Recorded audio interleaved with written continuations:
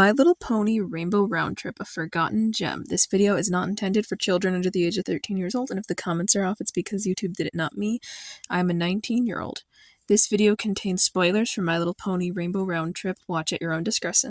Hello and welcome back. It is Daisy Spines reviewing / analyzing Rainbow Road Trip, which, for some background, is a 1-hour-long television special that aired on Discovery Family on June 29th, 2019, produced by Boulder Media, Ireland's branch. This is different from the norm, which is DHX Studio Vancouver, where the mainline So and Equestria Girls is produced. It is believed to many that this is a reworked version of the cancelled second theatrical film based off the 2017 My Little Pony movie that never made it out of the pre-production phase. You can check out my video on that if you're interested, although keep in mind I do accidentally call Rainbow Road Trip Rainbow Round Trip, and I don't know why I did that. I wrote it wrong in my script, so sorry. My bad. For the characters, they're all done very well here. The main 6 are given equal attention, unlike the 2017 movie. Applejack and Fluttershy weren't given much to do there, and they were given a lot more to do here, and it's a lot more fair. I think everyone's character is pretty much a joy to watch here. The new characters are the standouts to me, and they have a lot of interesting traits. Petunia Petals is an absolute sweetheart and very dedicated to helping out the town. She works like 3 jobs that are important within it, and she tries to keep people connected once he can. The Mayor Sunny Skies is a hopeful character who carries a lot of regrets because he believes what he did to the town is the cause of their desaturation problem, which I'll elaborate on later. And he's pretty interesting. There's Twerk. She's the repair pony, and she literally does everything the mayor tells her to repair, even though I can tell it was weighing on her. She's developed a very guarded attitude about everything, and she's not very proud of her work until Applejack helps her. There's the Huffingtons. They're a couple that moved there from Manhattan for the community, and it's interesting because around the time they moved there, things started to lose their joy and light for a bit, a little afterwards, so I guess they didn't have much time. On that note, they have a neighbor who's named Moody Root. I kind of thought that was a joke at first, but the guy's actually named Moody Root, and he's pretty cool. Honestly, I think he's just a bit more guarded too, as everyone in the town has become over time by nature of the plot. And then there's Kerfuffle. She's such a fun character. She has some really cool traits design-wise. She reminds me of something I saw in the concept art of the My Little Pony first movie for some reason. And I wonder why she has a prosthetic leg. They never actually explain it, and there's nothing to really say that it has to be traumatic or all that deep for it to happen. And then the 2 members of Rainbow Dash's fan club, Barley and Pickle Barrel, are just adorable. They're cute kids. They don't really have much bearing as far as meaningful plot goes on their end. For the voice acting, our main characters sound fine. I can't explain why, but Pinkie Pie sounds just a little bit off here. Everybody else is great though. Ponies of Hope Hollow all have a Minnesota accent, which is fine. I just think it's interesting that this is supposed to be Pony Minnesota, I guess. Which makes sense. Well, except the ones from Manhattan, they don't have the accent. For the animation, this is the second and last time we see movie-style animation, and it looks gorgeous, but not quite as good as the movie. There's one large notable flaw I could find, which was the cutie mark of Applejack disappearing for one scene towards the beginning. And I would say that the lighting and shading are not the same as the movie. They're definitely not quite as dynamic, and the movement is more like the So and less like the movie. But it still has that lovely squishy feeling that it has about it. I like how all the side characters and supporting characters are designed. They just recolor everybody else. For the supporting ones, they have really fun, unique designs. And now to the world building. As far as world building goes, this does not do much to connect itself to the greater world of Equestria. The town of Hope Hollow, it's very well developed, but it's not very well connected to the rest of the world. It feels so deeply isolated and othered. The magic that surrounds it is extremely reminiscent of the Crystal Empire in this, if you really look, and if you watch it, you'll absolutely know what I'm talking about it. And a bit of Bridalwood in the way magic is expressed, like everyone getting sad, making the town desaturate, is an interesting plot point. How has this not happened anywhere else? Who knows? I guess these ponies are just special. This takes place after the school is established, so that's a timeline marker. They leave, I presume, Starlight in charge, and that places it for me in between season 8 and 9. I know that's not a perfect placement. It could take place during season 8 or during season 9 somewhere. The music here is fine. The opening song is very short. It does the job of relaying the plot and its thing. And the visuals feature a bit of a reimagining of the intro from the first 8 seasons of My Little Pony. So that's really cute. The next song is The End of the Rainbow, and it talks about why the town's in its circumstances. So narratively, it's fine, and it's sung by the mayor, which is different. The other ones are sung by the main six in this. I would say this is probably the second best one. And then the last one is our best one, which is Living in Color. It uses the main six's voices really well. It has a lot more what I'm going to call re-listenability than the other ones I found. But all the songs here are really fine, very standard. Now for my first impressions.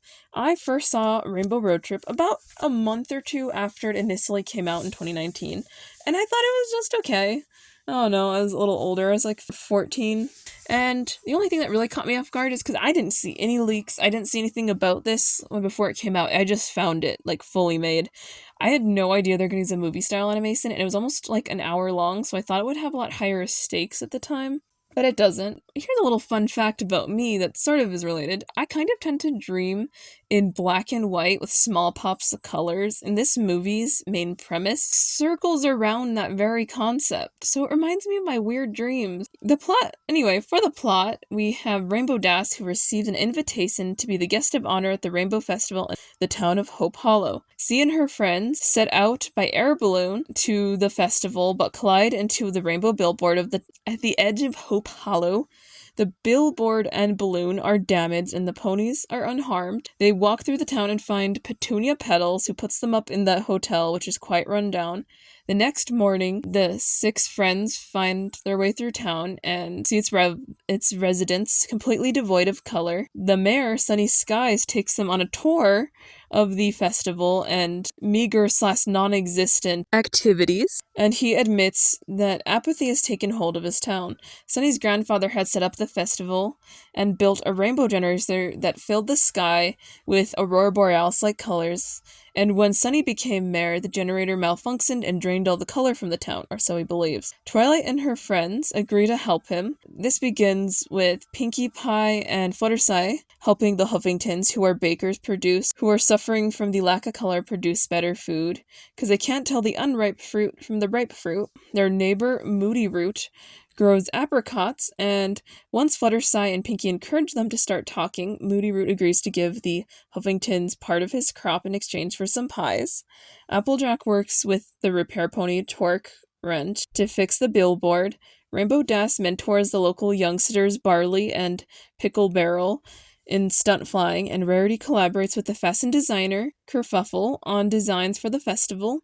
As Twilight investigates how to bring color back to the town, Torque repairs the generator, but it still fails to revive the color in the town. Twilight realizes that the generator was not the reason the town's color faded, it was the apathy and hopelessness that had taken over the town, so her and her friends help the town cheer back up and color returns. Rainbow Dash and all of them do like a sew.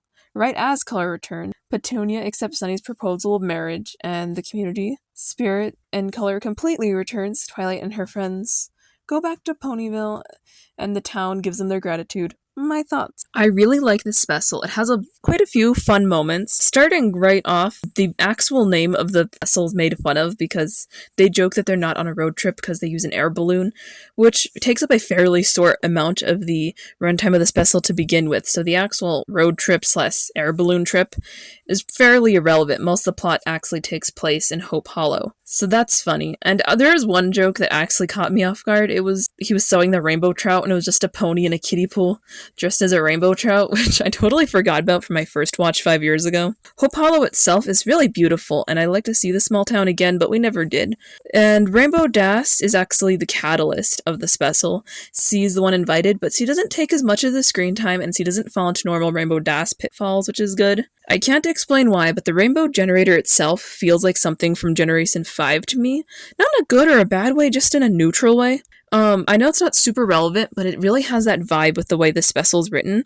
Sunny Skies and Petunia are a cute sip. They end up getting together. We don't actually see the wedding. It just mentioned that's going to happen. I think the plot moves very slowly, but I kind of enjoy that we aren't running at hyperspeed from one place to another with 12 central characters. We have a few that are central characters, but we really get a chance to explore the main six and the primary townspeople of the special quite well. So I appreciate that we gave the pacing a break. When you just need to relax for an hour, it's so chill, so low stakes. I just recommend you watch it purely on the basis that it's this chill. I really, really love the fact that this animation style is back. This is so nostalgic to me. People don't think it's canon. I think it's canon. It has no negative impact on the plot, on the timeline, so therefore it's canon, because it doesn't positively or negatively impact it. Even though it was made by a separate studio with a different creative team, it's more in step than the actual show was with the movie, which is canon. So that's my justification. I think that it was a really fun thing that Hasbro did this. I know that they probably didn't have any plan to do anything else with this location just because of how late this was released in the franchise. We were literal months away from Gen 4 reaching its conclusion. So if you enjoyed this video, consider like, commenting, and subscribing. Just know it's going to be a while before I'm done because there's a lot of My Little Pony media to cover. So, yeah, bye!